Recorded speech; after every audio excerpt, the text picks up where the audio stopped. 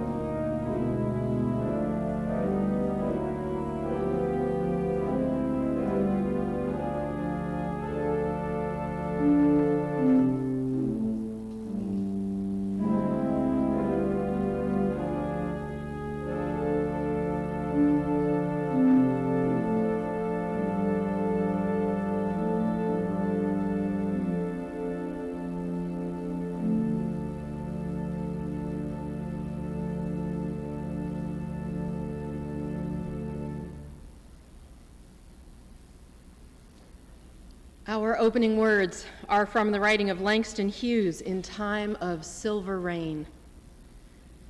In time of silver rain, the earth puts forth new life again.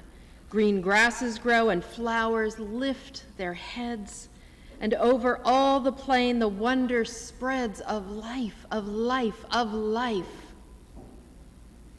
In time of silver rain, the butterflies lift silken wings to catch a rainbow cry, and trees put forth new leaves to sing in joy beneath the sky, as down the roadway, passing boys and girls go singing too, in time of silver rain, when spring and life are new.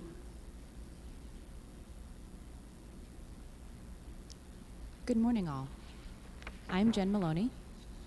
Please join us in today's chalice lighting. This light burns also in our hearts, and it lights our path toward harmony and justice for all.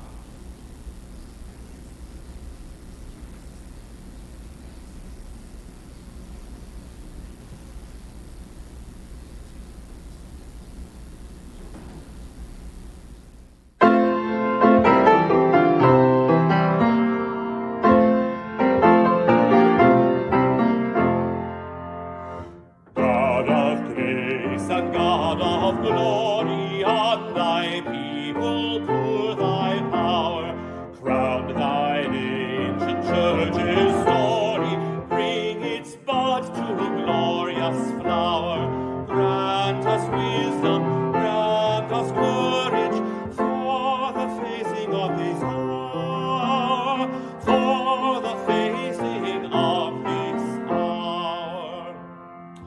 Lo, the clouds of evil around us, hide thy brightness from our gaze. From the fears that long have bound us, free our hearts to faith and praise. Grant us wisdom, grant us courage, for the living of these days, for the living of these days. Cure thy children's warring madness, bend our pride to thy control, shame our wanting selfish gladness, rich in things and poor in soul. Grant us wisdom, grant us courage, make thy peace our daily goal, make thy peace our daily goal. Fill us with a living vision, heal our wounds that they may be bound as one beyond division in the struggle to be free. Grant us wisdom, grant us courage, ears to hear and eyes to see, ears to hear and eyes to see.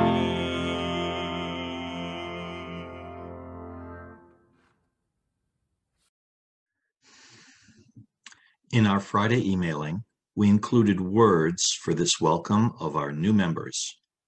Please use it now for this ritual as we celebrate those who have made the important and exciting choice to become part of this beloved community.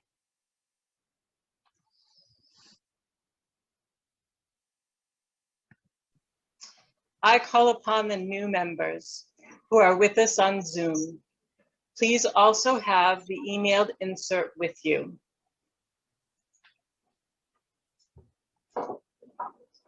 From our spring 2020 class, Allison Akers, Annie Bissett, Lynn Corbel, Allison Briney Roxwold, Christopher Sanacor, Randy Carbo,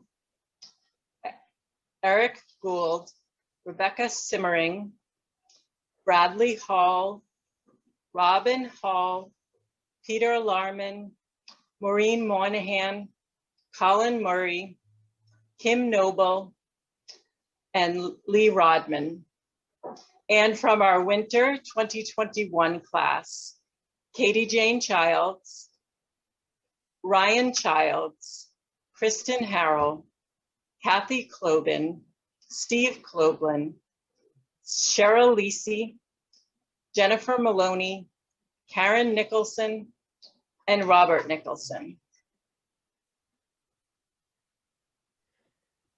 The life's blood of any congregation lies in new members. You recognize the value of the church community in your lives and unite with us in the rituals, ideals, and traditions that are vital to our existence, drawn by your own yearnings and your experiences of this congregation.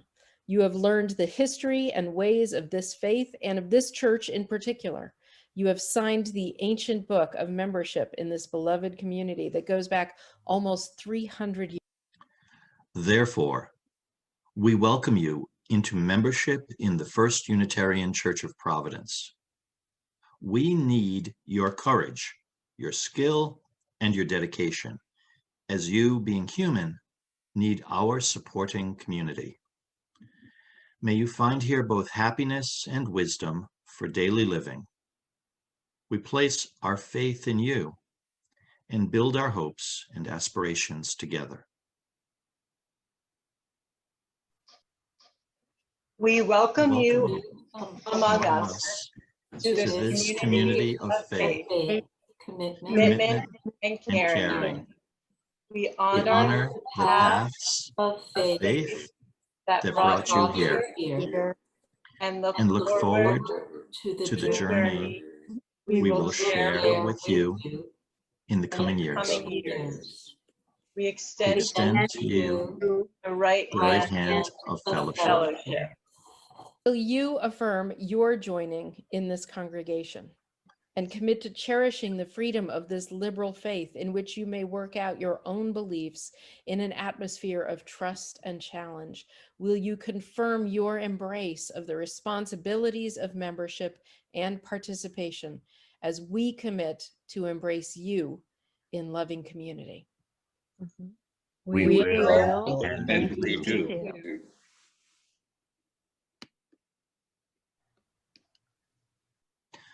Then let us join together and anew in the words of our covenant, new members and congregation.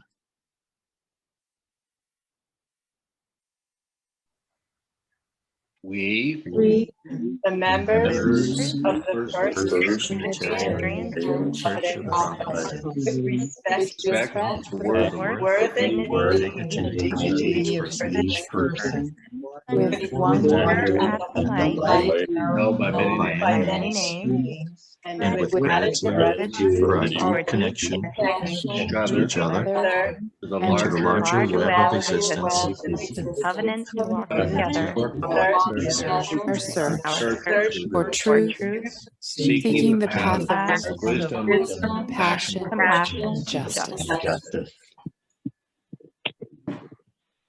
Welcome to membership in this beloved community. May you find here a spiritual home among these good people.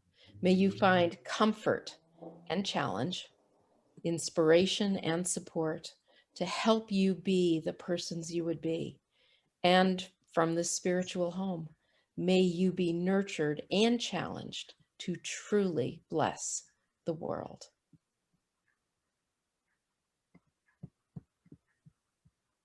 Yay! Amen. Welcome, everybody. Thank you. Congratulations. Thank you. Good morning. My name is John Hickey, and I am your worship associate today. Today's reading comes from our First Use Beloved Bible. It is the Gospel of St. Mark, and it is chapters 20 to 27. And they brought him to him, and when he saw him, straightway the Spirit tear him, and he fell on the ground and wallowed, foaming. And he asked his father, How long is it ago since this came unto him? And he said, Of a child. And oft times it hath cast him into the fire and into the waters to destroy him. But if thou canst do anything, have compassion on us and help us. Jesus said unto him, If thou canst believe, all things are possible to him that believeth. And straightway the father of the child cried out and said with tears, Lord, I believe, help thou mine unbelief. When Jesus saw that the people came running together, he rebuked the foul spirit. Thou dumb and deaf beast, I charge thee, come out of him, and enter no more into him. And the spirit cried, and rent him sore, and came out of him. And he was as one dead. Insomuch that many said, He is dead. But Jesus took him by the hand and lifted him up, and he arose.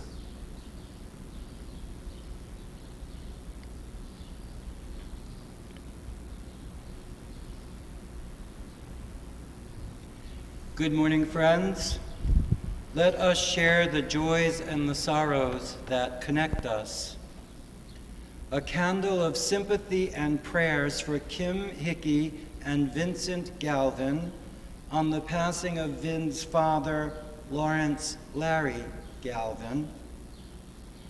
A candle in memory of Luca Romano, who died on March 30th, beloved brother of Ciara and Claudia, and brother-in-law of Peter and Claudio.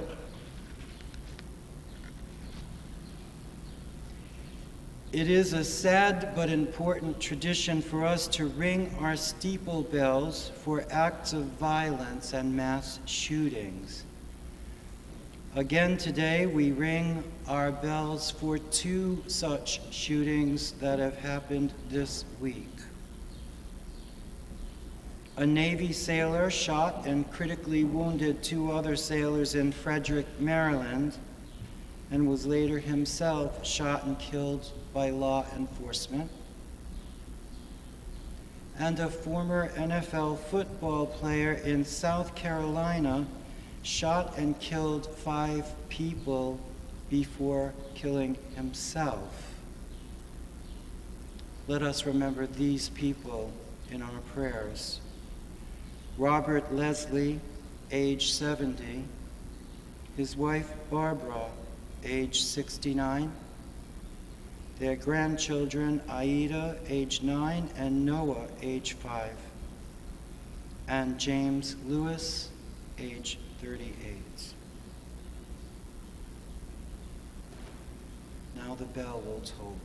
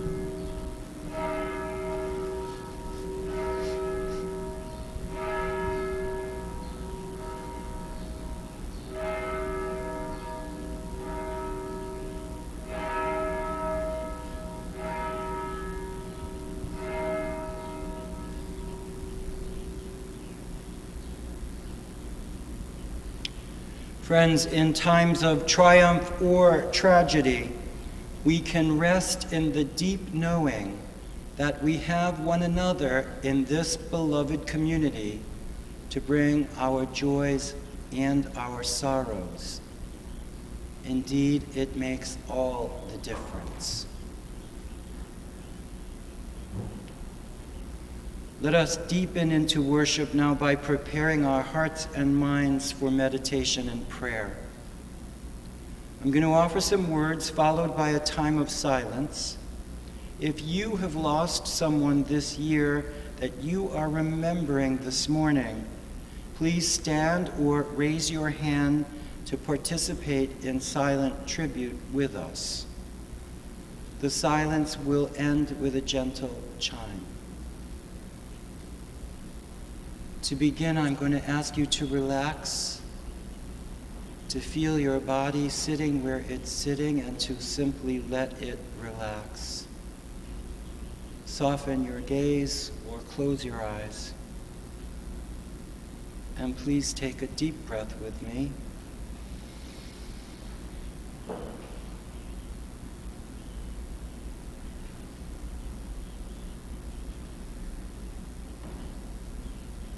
And again.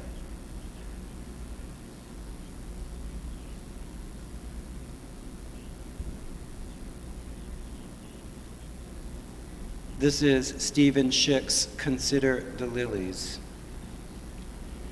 It is not really newness we seek, but the fresh return of the eternal. He said, the truth is not hidden in mountains. It is not far off. It is in your hand, your heart, your mouth. Consider the mustard seed, he said, how it grows into the largest shrub. From it, he said, know your true wealth and power. Consider the birds that rest in the shrub, he said, how they sing in the spring. From them, know your true heart's song. Consider the lilies, he said, how they radiate simplicity. From them, he said, know your own true beauty. No, nothing arrives with newness. All is waiting to be reborn. Amen.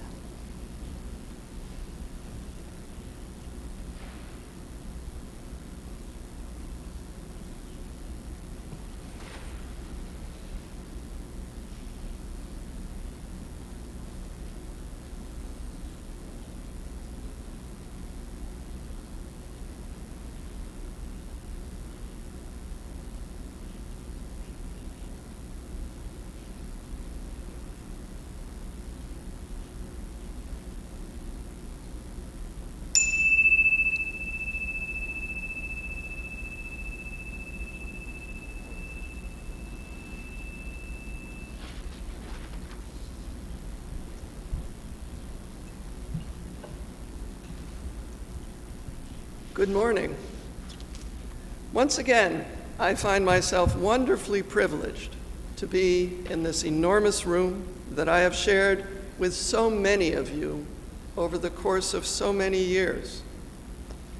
For all of you watching out there, I invite you to come in spirit, to sit in your accustomed places in this meeting house that has welcomed so many of us and so many other people over the course of centuries. It is their presence as well as yours that makes this such a sacred space for me. I can feel you and them all around me here. In last week's service, Liz quoted from the poem Wordsworth composed while looking down on the ruins of Tintern Abbey. There he wrote of a presence that disturbs me with the joy of elevated thoughts, a sense sublime of something far more deeply infused, whose dwelling is the light of setting suns, and the round ocean, and the living air, and the blue sky, and in the mind of man, a motion and a spirit that impels all thinking things, all objects of thought, and rolls through all things. Today, I am lucky enough to be standing in a church that is not a ruin, whose sacred space is still protected by soaring, sheltering walls. In this space, the rising and setting of the sun is not as immediate as it was for Wordsworth, standing on the hills above the skeletal remains of Tintern Abbey. What that does for me is to change the subject.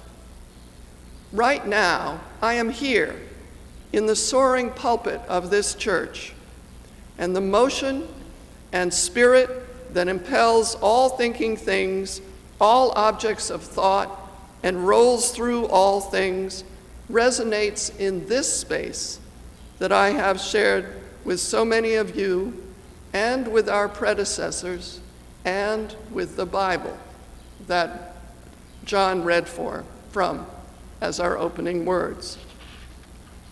In this space, as Roger read from Stephen Schick's poem, the truth is not hidden in mountains. It is not far off. It is in your hand, your heart, your mouth. It is because of my understanding of this truth that I refuse to call myself an agnostic. I know agnostic as a word coined by Thomas Henry Huxley in 1869. At the time, Huxley, who is also known as Darwin's bulldog, was deeply involved in the religiously infused debates about the validity of evolutionary theory.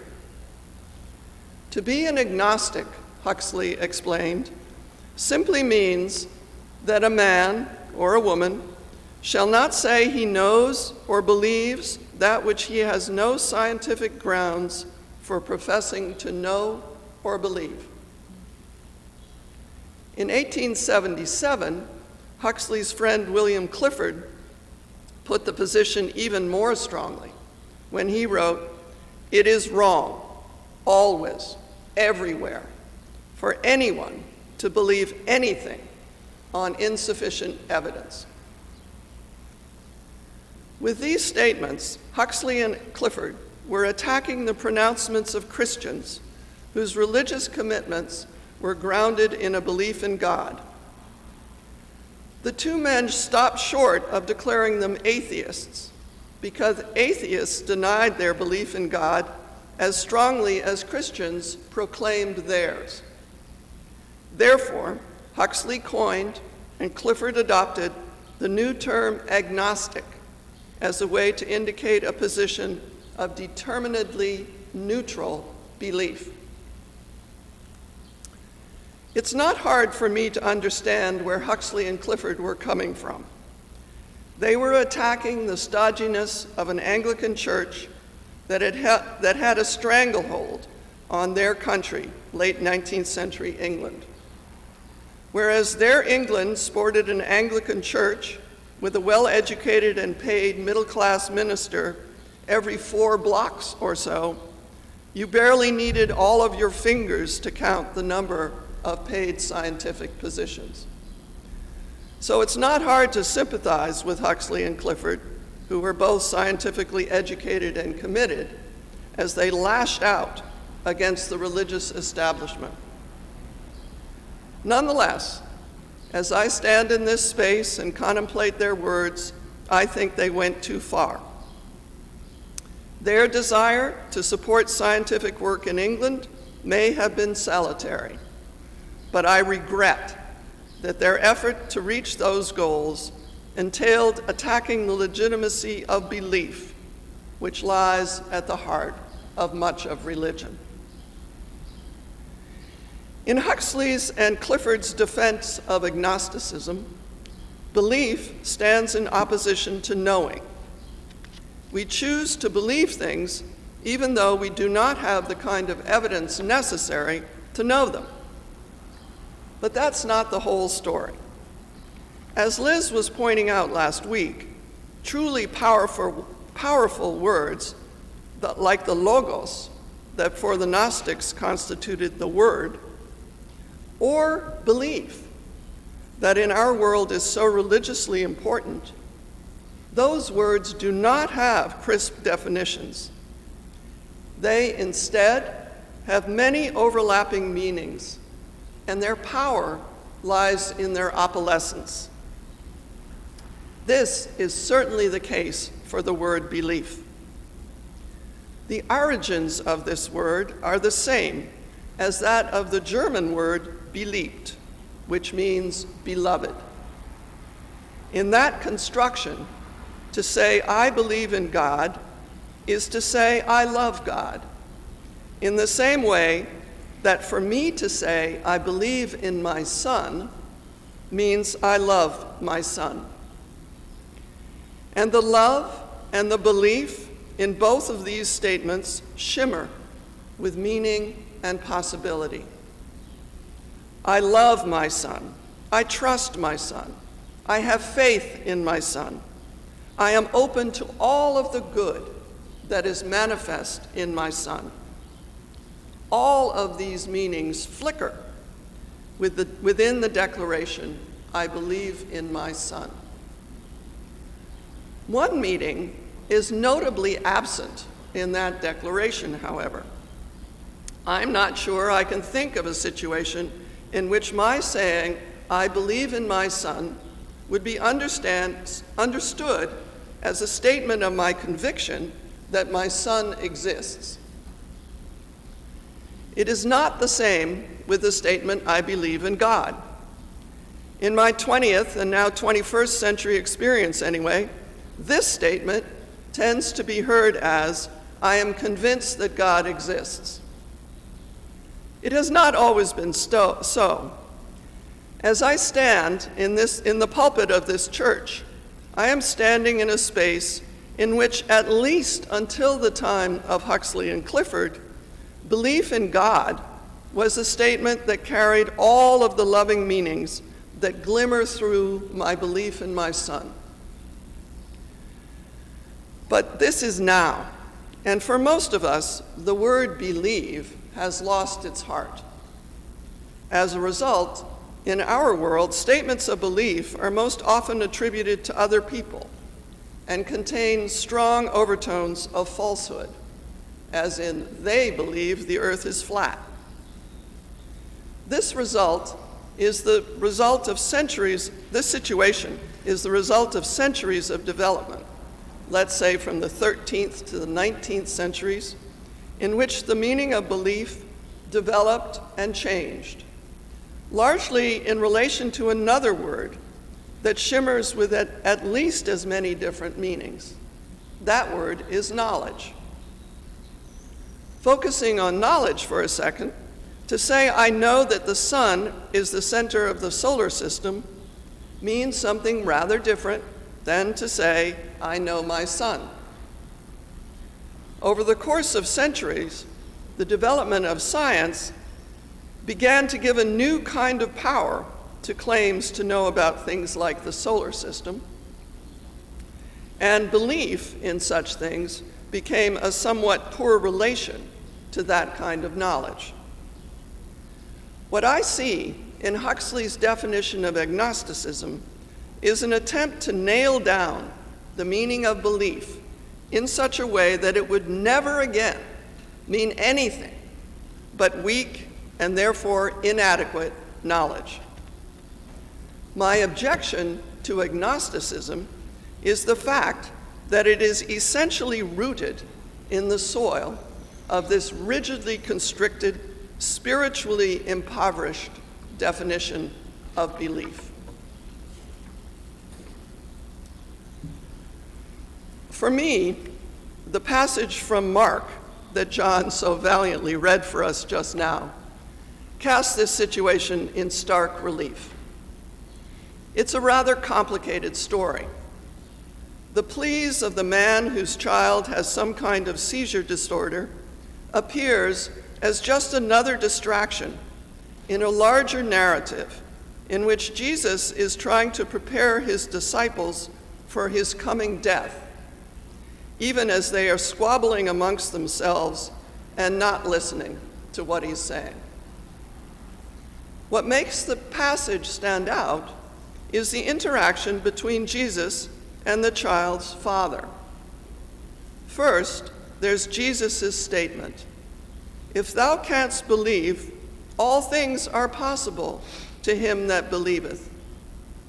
And the father's tearful, wrenching reply, "Lord, I believe, help me thou mine unbelief."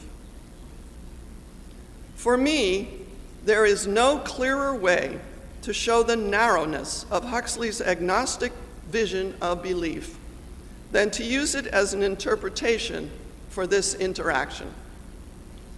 From Huxley's point of view, it seems Jesus was setting some kind of irrational task for the Father, asking him to believe the impossible. And the man was so desperate that he was willing to do even that if it would cure his son. I don't think that's what was happening at all. What I see is that both Jesus and the Father were trying to find a way for the Father to remain open and supported by the good in the world, even though his Son was so seriously challenged. In support of my reading, returning to the text, Jesus did not answer the Father's question, help me now, mine unbelief, with some kind of presentation of evidence. I happen to know something that the crowd or Mark might not have realized. Jesus did not effect some kind of miraculous intervention.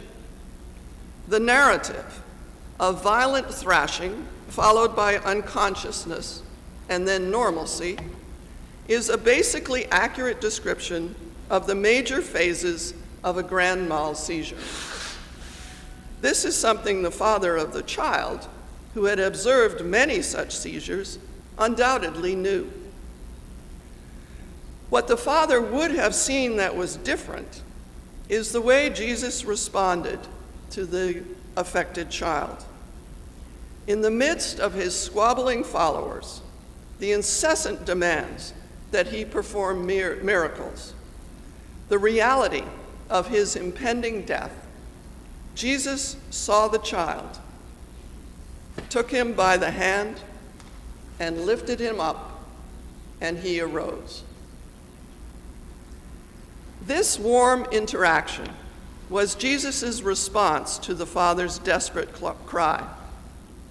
And with it, by caring for the grieving man's son, Jesus opened the way for the Father to believe, that is, to see again the essential love with which he and his child were always and everywhere surrounded. In lines above Tintern Abbey, Wordsworth experienced the motion and the spirit that impels all thinking things, all objects of thought, and rolls through all things in the natural world. For Jesus in the Bible, the touchstone for that same spirit lay in the love of, that is, the belief in, God. One of my children actually suffered from a seizure disorder, which is why I know how seizures progress.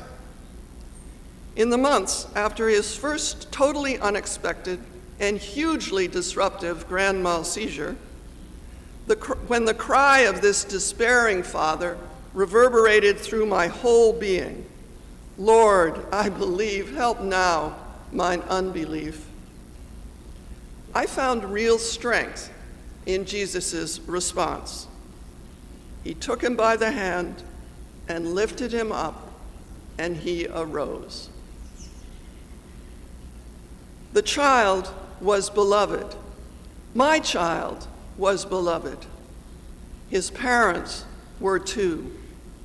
And amidst all of the terrors and confusions of the dreadful months that followed my son's first seizure, believing this story, that is, opening myself to the truth of the love it proclaims, is what carried me through.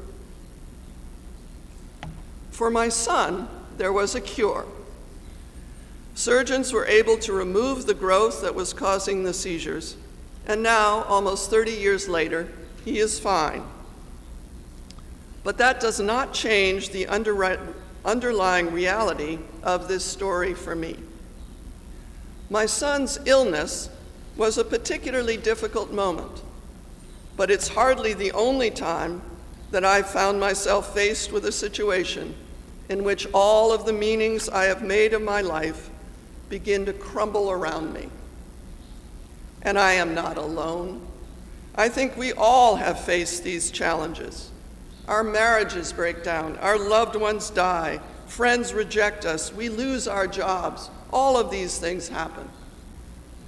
And for me, in these moments of misery and terror, the Father's cry reverberates, and Jesus' response comforts. What Jesus did was not a miracle. As I said before, the progress of the son's seizure was completely normal. What Jesus did was not a cure. There's no reason to think the son would not have more seizures in the future.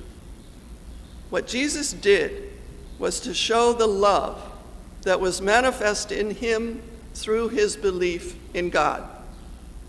His recognition of the essentially loving nature of the motion and the spirit that impels all thinking things, all objects of thought, and rolls through all things. In the midst of all this, to return to where I began, I see no place for Huxley's and Clifford's insistence that to believe is to accept something on inadequate evidence. Can you really believe that? Is an emphatically unhelpful question to inject into the interaction between Jesus and the suffering Father, into my efforts to understand how to hold myself together through my son's sickness, or into any situation in which someone is trying to feel his or her way forward. In such moments, the issues are not intellectual.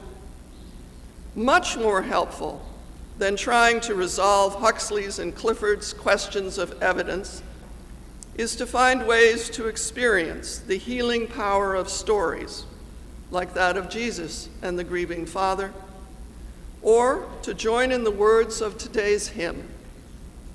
Though the clouds of evil round us hide thy brightness from our gaze, from the fears that long have bound us, free our hearts to faith and praise.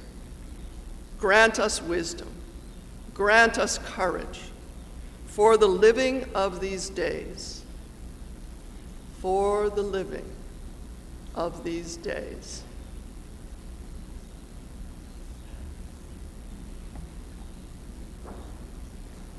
There is much to be grateful for within the life of this beloved community, not least the wisdom and the care and the honesty and the strength of the ties that bind us, one person to another, one sermon to another, one reflective, living, faithful being to another. And this is our time to express that gratitude with our weekly offering. Our chance, as always, to practice the generosity and abundance of spirit that we all aspire to with our gift of gratitude for this beloved community. So, please take time now, immediately after the service, sometime today, to make a donation. If you haven't done it yet this year, this is your chance to do it now. You might give $1, you might give $5, you might give $10. You can send it into our church office via snail mail. You can click on the giving link on our website and give it electronically. Any way you choose to give, please know we will be so grateful. And thank you for all that you give and all that you do and all that you are.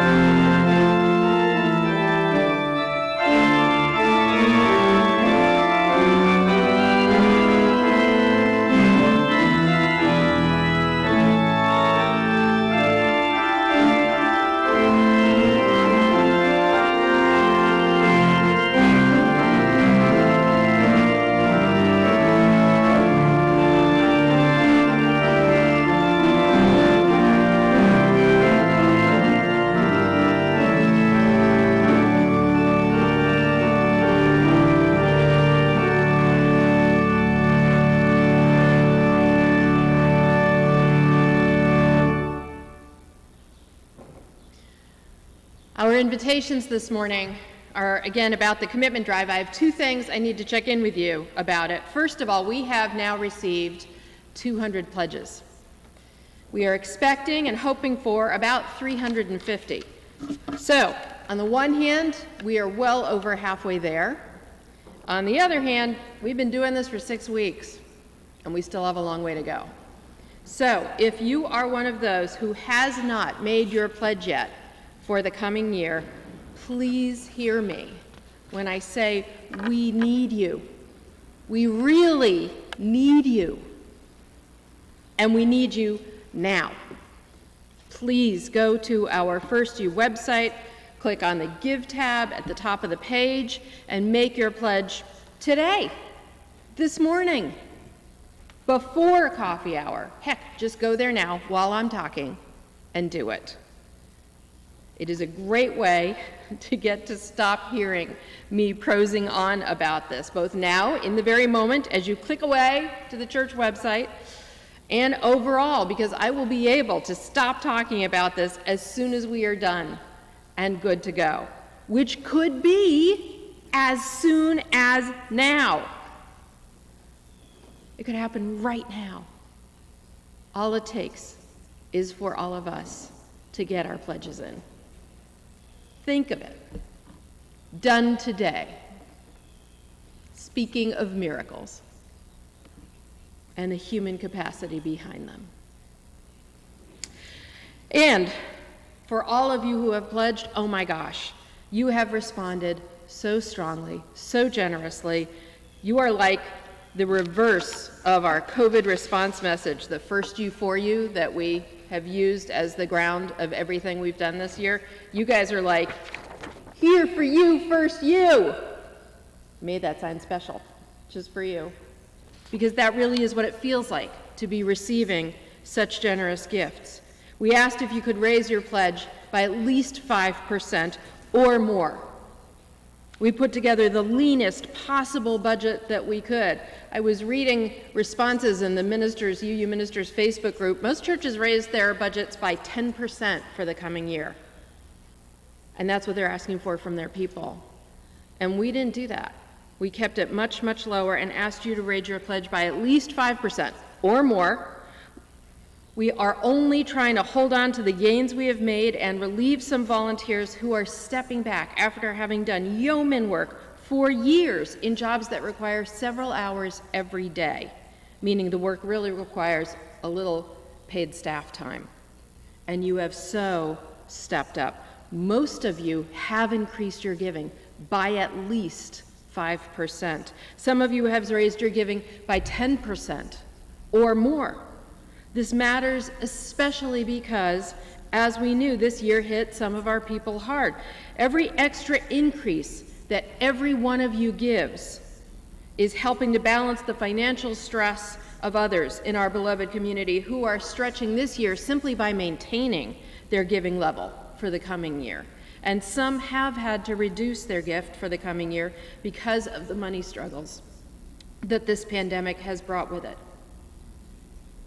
You put all those pledges together, and they tell this beautiful story of commitment to the health and the meaning of this church and this faith, of affirming the bonds of community and the inspiration of the work we are doing and the future that we are creating together. Thank you. Thank you to all of you who are making this commitment drive the success that we need it to be.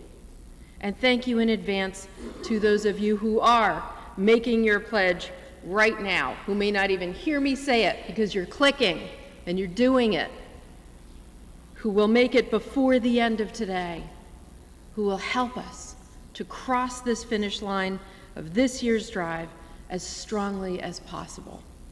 As the Prudential Committee says together at every meeting, we are the First Unitarian Church of Providence. We rejoice in our shared love of this church.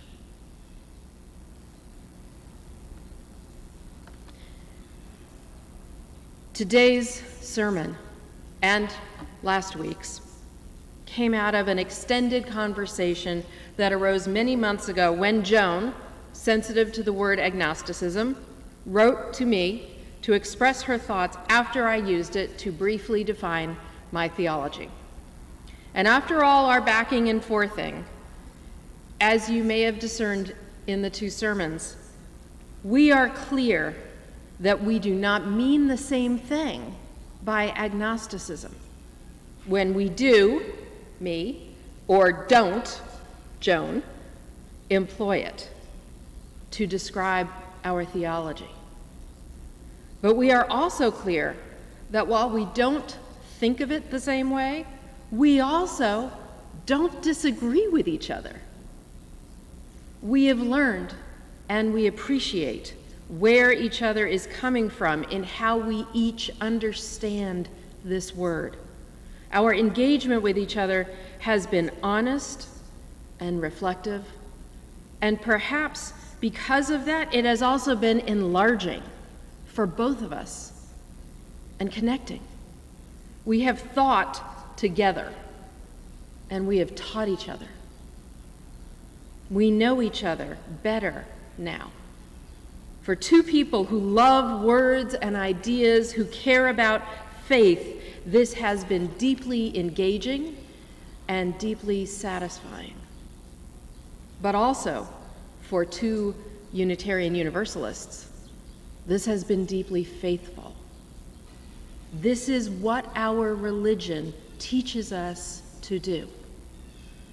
To contemplate what our experiences give us to believe, to live every day responsible to that principle articulated by our great 20th century Unitarian theologian, James Luther Adams. He proposed that in our progressive faith, revelation is ongoing. And so it is for all of us to consider all the time whether what we know or believe is changed or confirmed by what that day brings. Living this faith can be a perennial challenge, and living into this faith brings such marvelous gifts. As the Reverend Lynn Ungar puts it in her meditation, Potluck, sure, there are grand cathedrals that proclaim God's glory to the heavens, preachers who shout the word unto the faithful, gilded temples rich with incense and chanting. Who doesn't want to reach out and try to grasp the eternal? And shouldn't we try 10,000 ways to build the kingdom of heaven? Whatever your theology, we all have our religion. This is mine. Bring the best you have to offer. Be fed by what is on the table. Be grateful for the feast.